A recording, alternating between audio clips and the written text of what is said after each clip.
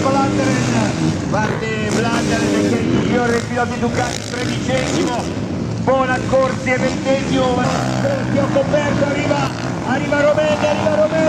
Romende, vediamo come nessuno approfittare del traino, male Andrea Adamo nel Lucas Koenen, poi la seconda onda del team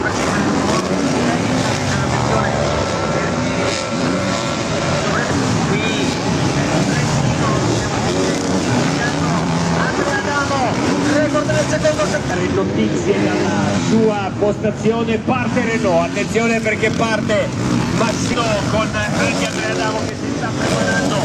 per il rush finale visto che mancano 3. Poi c'è Panzer, 13esimo, 14esimo Guadagnini con